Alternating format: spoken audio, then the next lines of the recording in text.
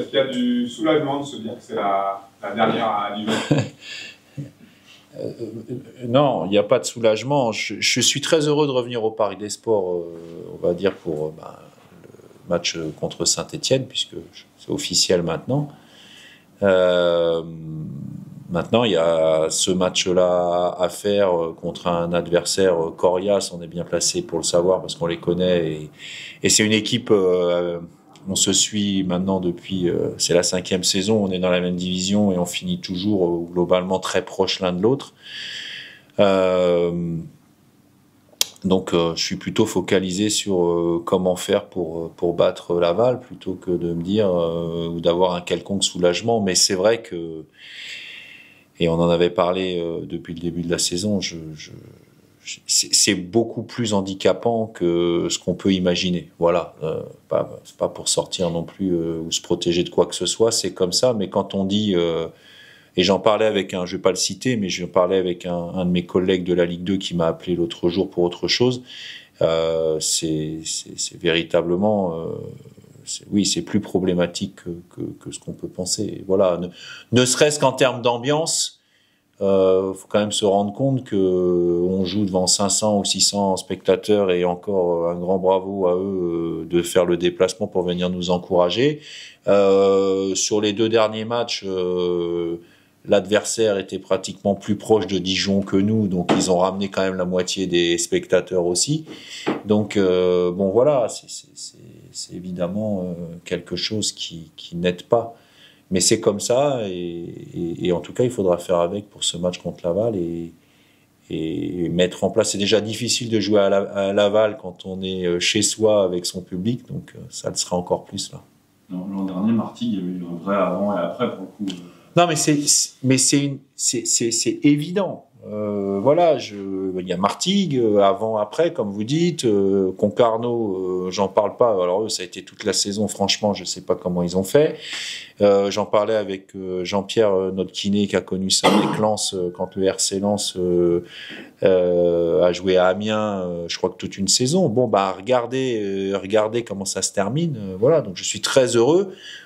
Pas soulagé, mais je suis très heureux que pour nous, ça n'ait été qu'une partie de la saison.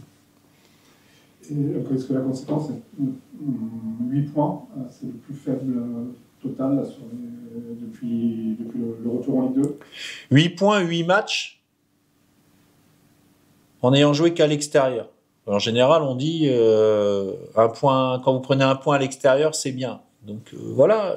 Alors, ceci dit, les matchs de Dunkerque et les matchs de Reims sont des matchs où on s'est fait remonter dans les arrêts de jeu. On aurait dû faire mieux. Attention, je suis pas, mais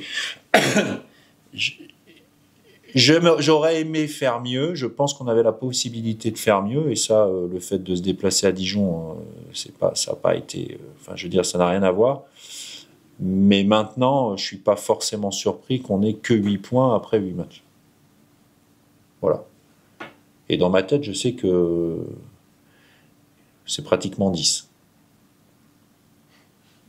Bah oui, parce que celui-là, c'est la journée 9 et après, on va à Clermont. Donc ça va être 10 matchs de suite à l'extérieur.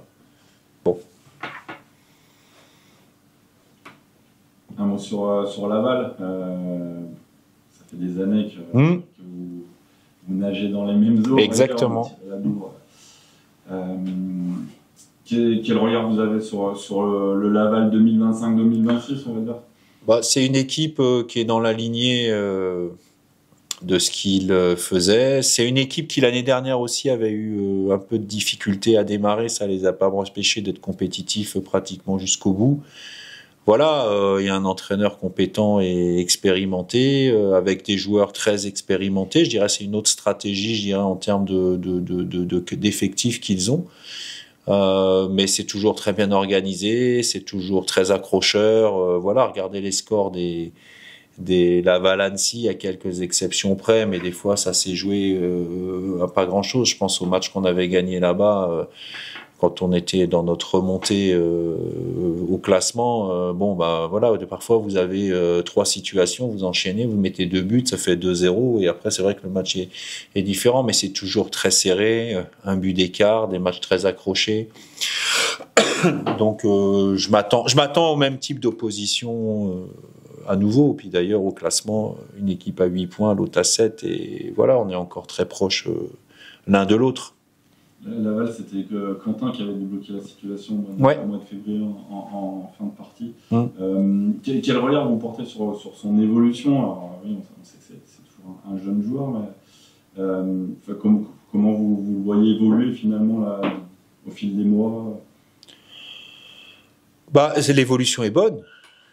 L'évolution est même très bonne. Je veux dire, ce que je vais dire, je le dis parce qu'il le sait et je lui ai dit, on est parti très loin. Mais comme par hasard, au même titre que Thibaut Delphis qui est passé juste avant moi en conf, c'est des gens qui écoutent et c'est des gens qui mettent en pratique ce qu'ils entendent. Donc forcément, ils font des progrès. Après, chacun a ses caractéristiques. Lui, il en a une qui, dans le football, est quand même assez précieuse, celle de marquer des buts. Maintenant, ça a démarré lentement, finalement, parce qu'il était quand même dans le groupe depuis plusieurs semaines, plusieurs mois. L'éclosion a été soudaine, on va dire. Maintenant, on va rentrer dans une phase de confirmation, qui est toujours celle qui est un petit peu plus compliquée. Donc voilà. À trouver aussi le juste milieu entre le temps de jeu qu'il lui faut, mais pas trop non plus. Il y a aussi de la concurrence avec Thibaut Rambaud. Pourquoi pas à un moment donné les associer tous les deux. Voilà, ça c'est des choses aujourd'hui qui sont, je dirais, à l'étude.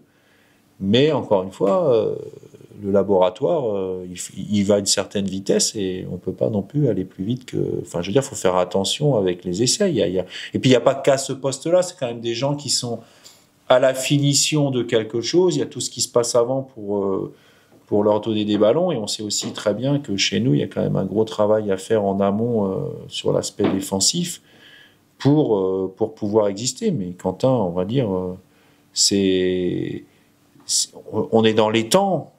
Voilà, alors forcément, un jeune du club qui marque des buts, ça y est, on s'imagine, mais on oublie l'âge, et puis on oublie le temps Une progression, je dis tout le temps, elle n'est pas linéaire. Progression, on progresse, et puis il y a des périodes de moins bien, presque on régresse, et puis c'est cette période-là qui permet de... Et c'est souvent dans les périodes où on est moins bien, la manière dont on gère ça individuellement, et dont les staffs gèrent ça aussi, que dépend de la suite des progrès et la suite de la carrière. Et dans le profil, il vous apporte des choses différentes justement qu'un Thibaut Rambaud Oui, ils sont... Après, Quentin, il a un avantage, entre guillemets, par rapport à Thibaut aujourd'hui, c'est que les principes de jeu, il les applique depuis... Enfin, il les entend, il les applique depuis plus longtemps. Maintenant, Thibaut, il a aussi une expérience supplémentaire. Il a cette capacité dans les 16-50 à avoir de la force. Voilà, Quentin, aujourd'hui, il doit aussi, au-delà dans son évolution, il y a l'évolution aussi athlétique qui doit se faire. Est-ce que vous avez l'occasion de suivre le match de l'équipe de France des U20? Non, j'ai pas vu le match, mais on a la chance d'avoir des joueurs avec un bon état d'esprit, et Maïsam Benama m'a envoyé dans la foulée un message pour me faire un petit compte rendu à la fois de son match, de la performance, et voilà. Et c'est bien parce que on demande toujours à nos joueurs sélectionnés de nous tenir au courant, ne serait-ce que physiquement, du temps de jeu et comment ça s'est passé. Mais là, les choses sont allées vite et j'avais pas eu le temps de justement lui dire. Et sans lui avoir dit, il m'a envoyé ce message pour me dire que ils avaient gagné, et puis que la performance, je crois qu'il a été élu homme du match, donc c'est bien.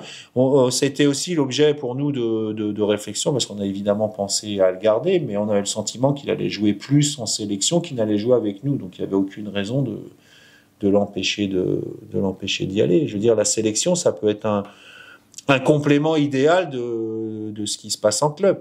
Par contre, à partir du moment où ça se fait dans les bonnes conditions, que le joueur n'est pas en surcharge, que le joueur n'est pas blessé, que voilà. Et là, c'était le cas, toutes les conditions étaient réunies, il n'y avait aucune raison de ne pas l'envoyer. Au contraire, c'est une bonne chose pour nous aussi. Après, s'il revient avec cette expérience-là. Quentin Thibaut, quel est l'intérêt pour un club d'avoir des jeunes dont ça issus du club de la formation et qui réussissent.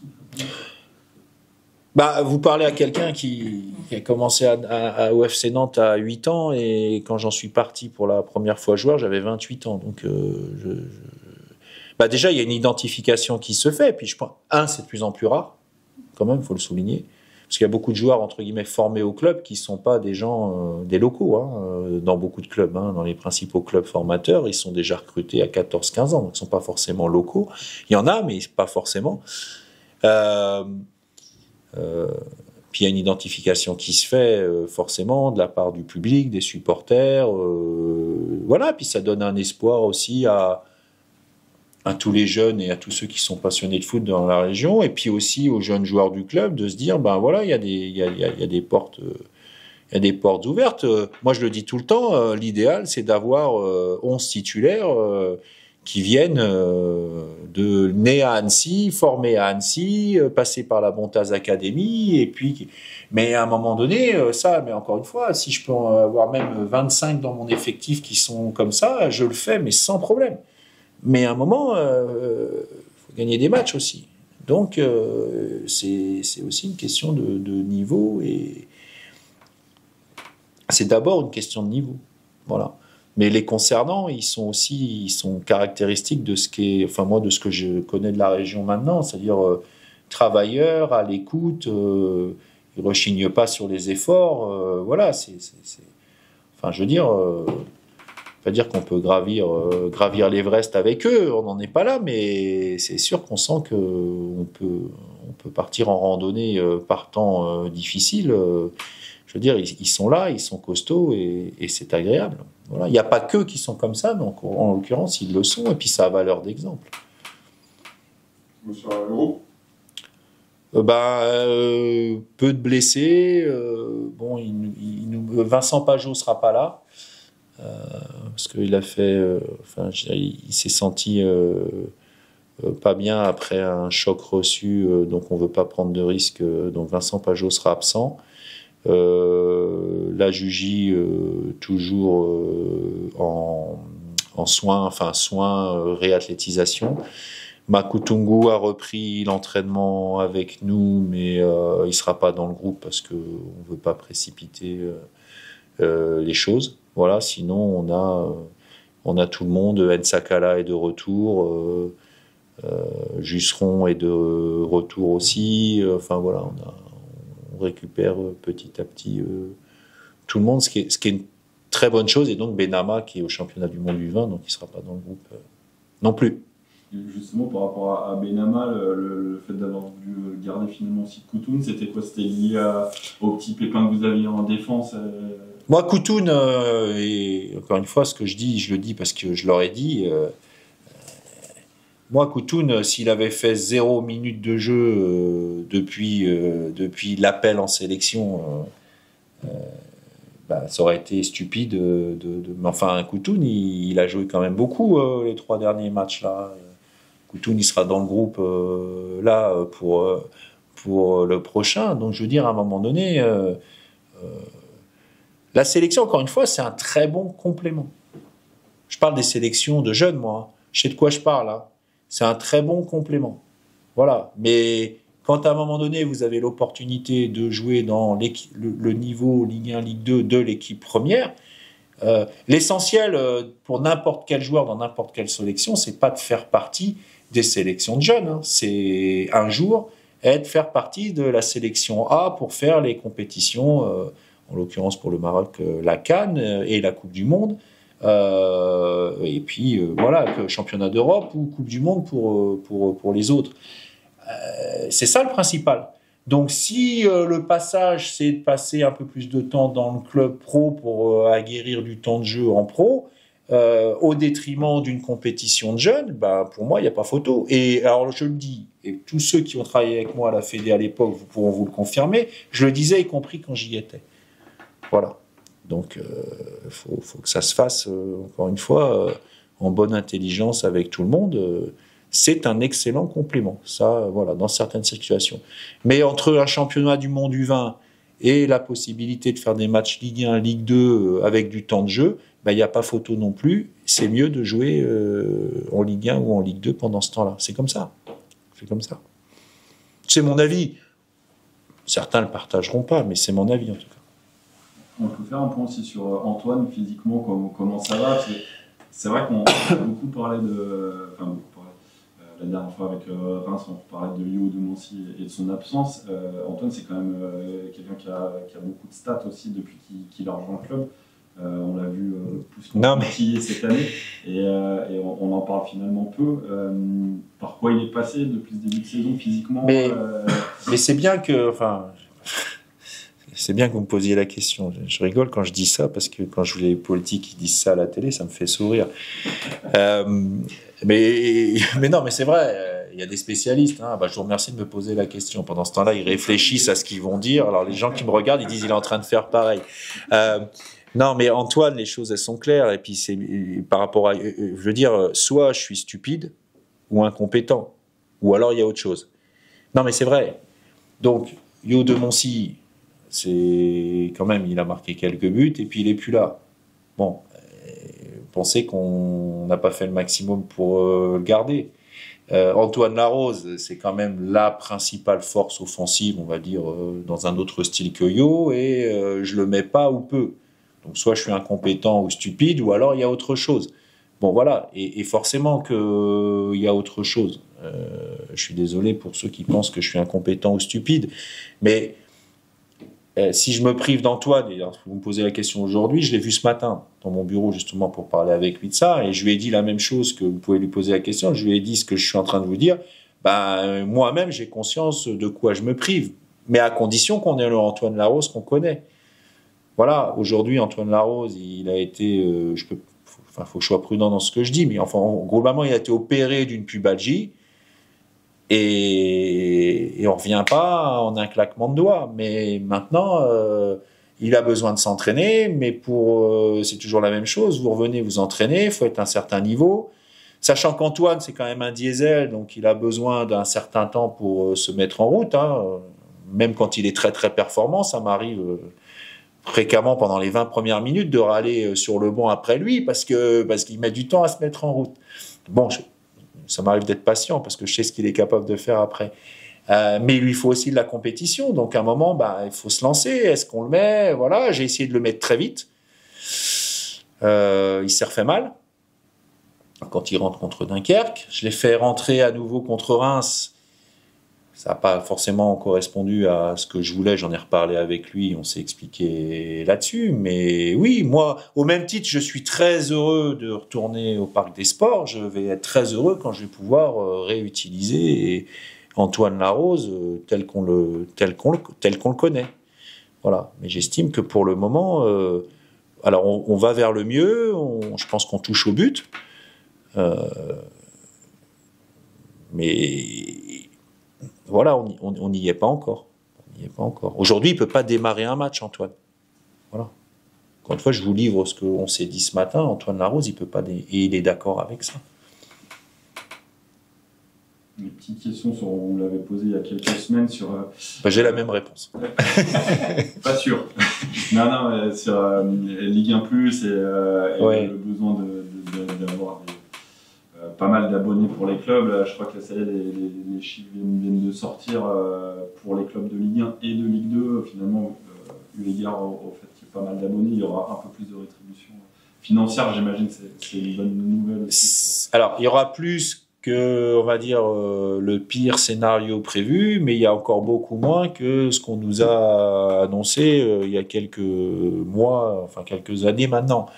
Voilà, donc tant mieux, il faut s'en réjouir. Si, on va dire, c'est plus que ce qui était prévu, et puis c'est bien que les gens s'abonnent et puissent, on va dire, participer, on va dire, au financement du foot, mais il ne faut pas non plus, je pense, gratter le nombril à cause de ça. Ça a une implication aussi. Alors, je crois que l'esprit Ligue 1+ est quand même de montrer le football un petit peu autrement. Mais je pense que la qualité de ce qui est fait sur le terrain, c'est aussi important. Et je pense que c'est important de donner aux gens de regarder des matchs et de venir au stade. Voilà, donc là-dessus, on a quand même un rôle à faire dans les orientations qu'on prend avec nos équipes. L'ouverture, justement, des clubs sur les médias, comme ça, c'est quoi votre discours par rapport à ça? Il y a un de vos confrères qui a écrit un édito que j'ai trouvé très très bien. C'est l'ouverture, c'est bien, mais pourquoi les gens sont demandeurs de voir ce qui se passe dans les vestiaires? C'est justement parce qu'on n'y a pas accès. Le jour où vous aurez accès aux vestiaires en permanence et que vous verrez ce qui s'y passe, bah peut-être que l'attente elle sera différente en disant bah oui, bah ce qui se passe dans le vestiaire d'une équipe pro, c'est pas tellement différent de ce qui se passe dans le vestiaire d'une équipe de R1, R2, si les vestiaires sont souvent plus confortables, quoique à certains endroits. Mais finalement, on s'apercevra que oui, voilà, c'est un match de foot, c'est juste les moyens qui sont différents. Donc c'est bien l'ouverture, mais c'est bien qu'il y ait une part de secret qui donne envie justement d'aller voir. C'était bien mieux écrit que la manière dont je l'explique là, mais c'est bien une part de mystère aussi. C'est ça qui ouvrir trop, à un moment donné, on va tomber dans de la banalisation, et c'est là que c'est pas évident pour notamment ceux qui mettent en place les programmes et l'organisation des programmes pour attirer les gens, ça c'est clair. En tout cas, c'est pas ça qui fera abonner les gens, c'est plus la qualité des matchs. C'est ça qui va faire plus fidéliser les gens que ce qui se passe dans les vestiaires.